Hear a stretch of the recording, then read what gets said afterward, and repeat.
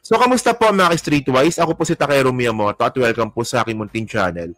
So, mga kababayan, okay, alam naman po natin no, na meron pong agawan ngayon bilang Senate President.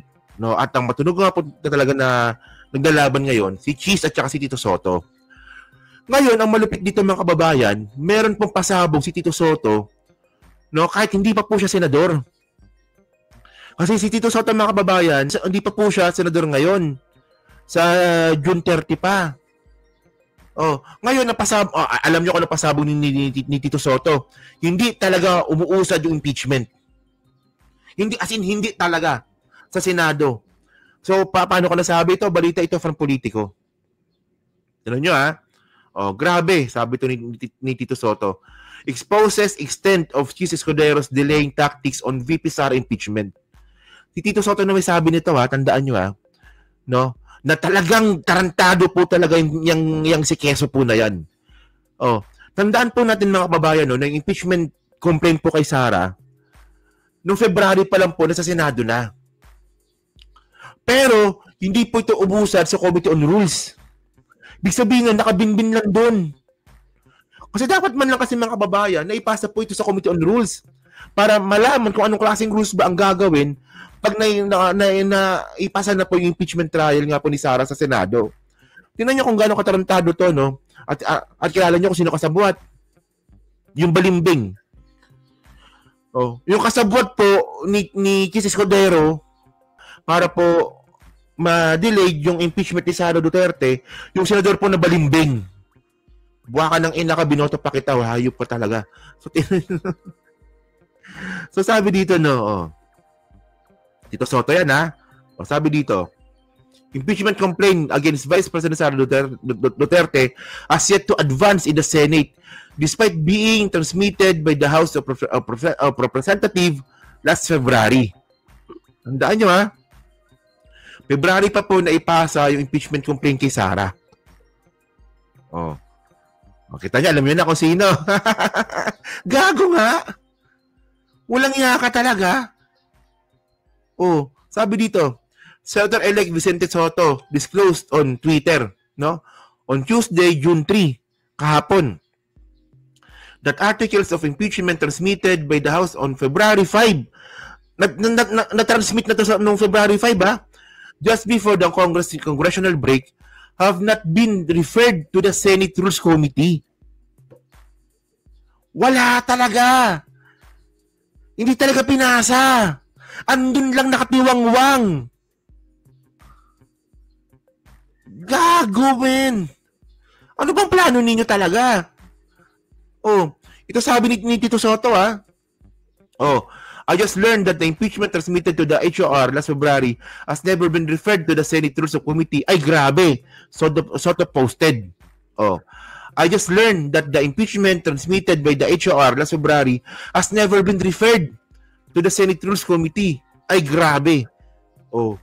Under the Senate Rules, di ba, the Senate President is expected to inform the House of Representatives that the Senate will take proper action on the impeachment and specify the date and time to receive the House Prosecutor. So, sabi dito, however, insiders and political observers widely believe Escudero's move is a calculated effort to run the clock and stall the impeachment proceedings, thereby securing the backing of the pro-Duterte bloc to solidify his hold on the Senate presidency. O, di ba? O. Ayun talaga. Ayun ang lumalabas sa mga report natin. So, ngayon mga kababayan, sino ba yung chairman ng Committee of Rules? So, kasi no, gaano ba ka-importante pala to, no? Gaano ba ka-importante na maipasa yung impeachment complaint ni Sara sa Committee on Rules? So, sabi kasi dito, no, ito yung jurisdiction niya eh. Sabi dito, the committee handles all matters affecting the rules of the Senate, the calendar as well as preliminary rules, and the order and manner of transacting business and the creation of committees. Oh. Ibig sabihin nun, kapag naipasa na nga po yung impeachment complaint kay Sara Duterte, magtatrabaho po kaagad yung Committee on Rules kung anong rules ang gagawin, kung yung mga calendar nga po na dapat ganapin, yung schedule nga po ng trial, di ba? Pati nga po yung mga yung creation ng committee ng impeachment mismo. So, ang point dito, wala pa tayo doon. Dapat tapos na po ito. So, kaya naman pala dinidelayed ngayon yung impeachment proceedings ni Sara kasi wala pa pala sa Committee on Rules. Kaya okay lang pala na ang gawin ni Chis Escudero, i-delay niya ng i-delay kasi nga, wala pa naman sa Committee on Rules. O ngayon, mga kababayan, sino ba yung dyan? Sino ba yung chairman dyan? Oh. So sabi dito, no, Committee on Rules, Philippine Senate Committee on Rules, The Philippine Senate Committee on Rules is a standing committee of the Senate of the Philippines. O, di ba? So, ayan, no, kitang-kita naman, no. Chairman. Sino chairman? Sino? Gago, no?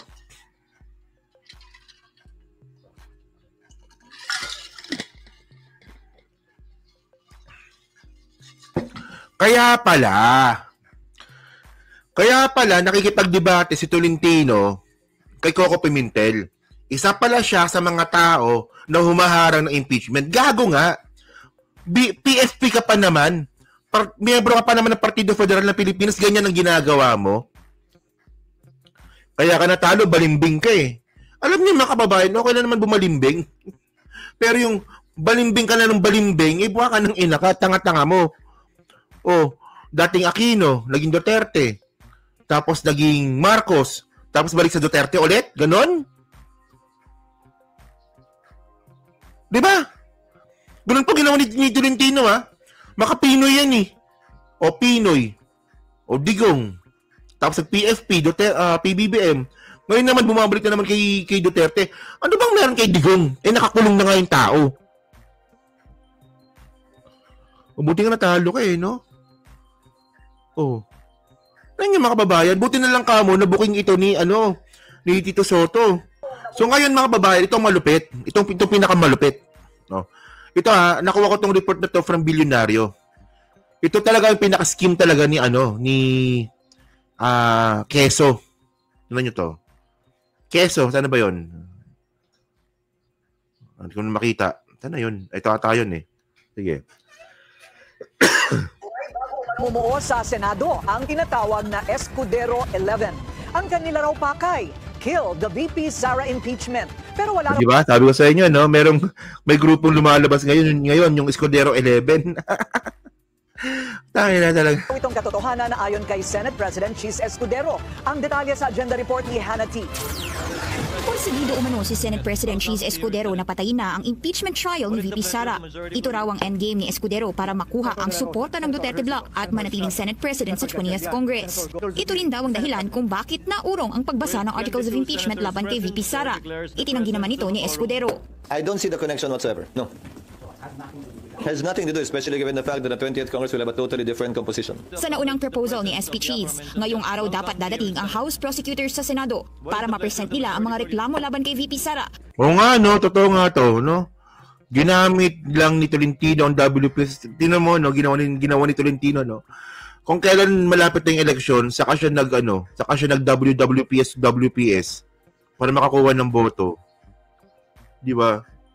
At bukas sana ang pag-oath nila bilang hukom at maghain ng summons para sa bise. Pero inusog ang mga ito sa June 11. Isa sa mga rason ng pagbigay daan sa pagpasa ng 12 priority bills bago ang Senate adjournment sa June 14. Pero nag-react ang ilang kritiko at sinabing baka paraan lang ito para sa self-interest ni Escudero bilang SP.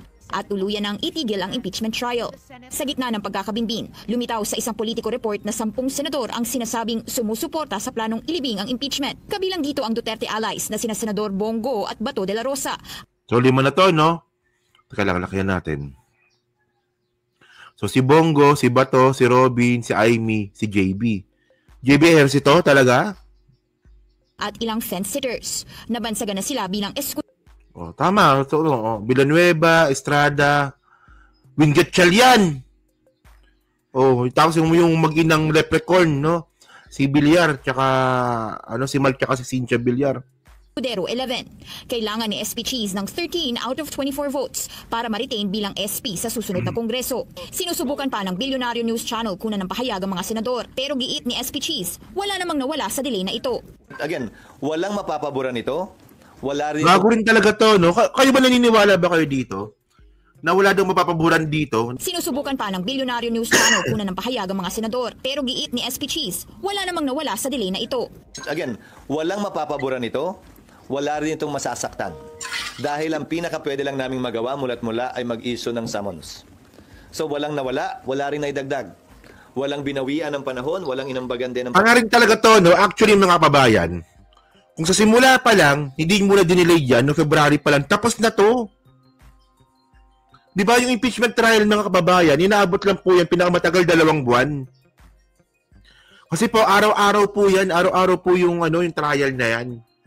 Di ba? So ngayon, yung sinasabi ni Chis Escudero, na wala naman daw nawala, wala naman daw nagkaroon, merong nawala panahon. Dapat tapos na to. Dapat, no February pa lang, February, March, April, dapat tapos na. Kung inipuan nyo na sana ito. Ang problema kasi, mga kababayan, inunan nyo pa yung paglamyerda, inunan nyo pa yung paglakwatsa, inunan nyo pa yung travel abroad. Ang sarap ng buhay ng mga senador, mga kababayan, tandaan nyo ilang break yan. Ilang break meron sila ngayong taon. O merong midterm break, merong Christmas break, merong election break. O, mag-break na lang kayo habang buhay. Huwag na kayo magtrabaho. Total, wala naman kayong mga kwenta. Galing manggago no? Wala daw nawalan, wala daw po nagkaroon. Alam mo, pabor ito kay Sara. Kasi mas nakapaghanda siya dun nga po sa kanyang depensa kung matutuloy. So ngayon, imbis nga po, kasi mga kababayan, ito yung point Diba? Binigyan po ng pagkakataon ni Chis Escudero na makapaghanda lalo si Sara. Maganda po kasi na pagdating ng trial, magugulat na lang po yung defense team ni Sara na puta, meron palang ganung ebidensya. Diba? Actually, yung bank accounts pa lang, tandaan nyo yung mga bank accounts mga kababayan ni Sara tsaka ni Digong, hanggang ngayon active pa rin. Hanggang ngayon aktibo pa rin, hindi pa rin sarado. At kahit po kunin po ng mga Duterte yung pera po nandyan, may bank records pa rin po yan. So tama rin sinasabi dito ni Drilon, no? Na nasa constitution talaga natin yung people power. Harap-harapang panloloko na po ito sa taong bayan, mga kababayan. panahon. Hindi rin daw utos ng Pangulo ang pag-usog ng timeline at maigi raw na unahin muna ang mga makabuluhang panukala. Siguro naman kapag papapiliin tayo sa pagitan ng dalawang pwede nating gawin o dalawang kaling tatahakin natin, doon ka sa mas may magagawa para sa ating mga kababayan. Hindi ganon. kung tatahakin ka sa dalawang kali na dapat natin tahakin, ang dapat susunod kayo sa rules. Hindi ko ano yung convenient sa'yo. O di ba? Ano ba sabi ng rules? Di ba? Kapag merong legislative, isang tabi muna yan, unahin ang impeachment.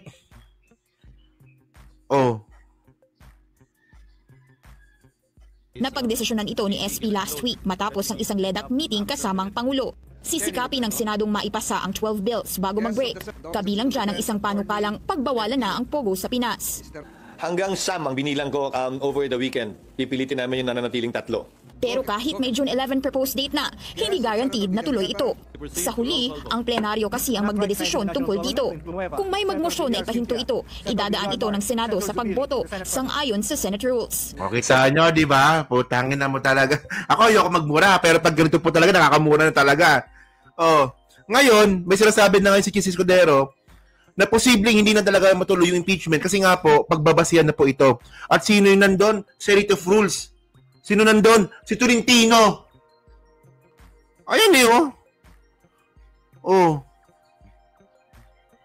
nawala tuloy. Yan. Tala nyo to. 11 proposed date na, hindi guaranteed na tuloy ito. Sa huli, ang plenaryo kasi ang magdedesisyon tungkol dito. Kung may magmosyon na ipahinto ito, idadaan ito ng Senado sa pagboto sang-ayon sa Senate rules. Sa dulo, ano man ang opinion nila, miyembro man sila ng Senado ngayon o hindi, ano man ang opinion ko bilang tagapangulo ng Senado, sa dulo, ang susundin naming lahat, ang desisyon ng plenaryo, ng mas nakararami. Kaya nga, di ba, Zoe, no? Bakit kailangan ng botohan? trabaho nila. Mga kababayan kasi, alam nyo, no? Dito natin makikita na natarantado po talaga itong mga senador po na to. Sila mismo alam nila na magnanakaw si Sara. Kaya nga, ayaw nga nilang ng impeachment. Kasi mga kababayan, sige na, okay na. Tanggap na po natin na mas marami kayo sa Senado. Tanggapin natin kasi totoo yun. Totoo talaga yun. Malaki po yung tsansa na matalo po tayo sa impeachment ni Sara. Pero ang importante dito mga kababayan, magkaroon po ng pagkakataon yung mga prosecutor team natin, mga prosecution team po natin, no? Na sila Luistro, sila Roch Gutierrez, sila Ila de Lima, o pati si Chel Jokno, na ipakita yung mga ebidensya at taong bayan na panghusga. Ayaw nyo ba nun? Para sa akin, okay na yun. Kahit matalo si Sara Duterte, mapakita lang po sa taong bayan yung ebidensya laban kay Sara at makita po natin kung paano pagtatanggol ni Sara yung sarili niya. Tama naman. Okay lang, sige. Oh. At syempre mga kababayan, pag magaling talaga yung mga prosecution team natin, sobrang katangahan na po ng mga senador para iboto po na wag pong ipa-impeach si Sara. Di ba? Untouchable si Sara. O nga, no? Ano bang meron kay Sara? Tanga yun eh. Meron doon. Wala lang, politika lang, Duterte lang, yun lang yun. Oh. Sa oras na magtapos ang 19th Congress, ang 20th na ang bahalang magdesisyon kung tuloy ang paglilitis. Kung di man nila ituloy, wala rin naman daw violation dahil may sariling kapangyarihan ng bawat kongreso na hindi pwedeng i-bound ng naunang Kita termino. mo gago nga, no? Kapag hindi tinuloy, wala naman daw pong nilabag na batas doon. Sabi nga po. Ay, wala to, men. Alam nyo, pag ganito yung mangyayari dito, irahalin na natin to. Oo. Pag ganito po talaga yung gagawin ng Senado natin, nalolokohin na po tayong lahat, irahalin na po natin ito. I-people power na natin to. Subukan yung gawin yan. Subukan yung magbotohan. Kasi una sa lahat mga kababayan, trabaho nyo yan. Di ba ginawa po ng mga congressman natin yung trabaho nila para ipa-impeach si Sara. Ngayon, inakit na po sa inyo, trabaho nyo po yan. Ngayon, kung ang gagawin ninyo dito, pagbubotohan nyo pa para maituloy yung impeachment, at po talokohan na po ito. Pag ganyan pong gagawin nyo sa amin, niloloko nyo na kami nito, irahalin na po natin ito. I-take over na po natin yung Senado. Grabe, no? Grabing kalokohan to, men. At kasabwat dito, yung Francis Tolentino po na yan. Padismaya, kakasuka! Hindi pa nga opisyal na nagsisimula ang impeachment trial. Tila nauudlot na ito at sa gitna ng pagkabinbin, ang tanong ngayon, tutuloy pa ba ang presentation ng articles of impeachment sa huling araw ng sesyon o kailangan nang umpisahan muli pagpasok ng 20th Congress? Para sa agenda, Hannah T. So, tama yung sinabi ni de Lima. Magkakabotohan ng ending nito, magkakabotohan. Okay na, saan po ang rally sa June 9? Ang alam ko, sabi ni Attorney Enzo Recto sa harap ng Senate. Oo. So punta kayo kapag may time. Kasi kita-kita tayo doon. Oo. So yun, so kayo po mga kababayan, so kayo po, ano po masabi nyo nga po dito sa sinabi nga po ni Tito Soto? Kayo ba, agree ba kayo dito na talagang mukhang doon na talaga papunta talaga yung impeachment pag ganun At makakahalaman po yan sa June 11. No? So, ano ba, no? Tapos kasabwat pa talaga itong si Francis Tolentino sa pagharang nga po ng impeachment. Tarantado talaga itong mga to, no? Talo ka na nga, sumisip-sip ka pa. O, di ba? Talo ka na nga, sumisip-sip ka pa. Oh. So, yun lang. So, pa-comment na po sa baba. Binabasa ko pong lahat yan. At syempre, dyan po sa Team Replay, pa-like, pa-subscribe. Kung di makalabisan, pa-share na rin po ng video po na to. Okay? So, next topic tayo, no?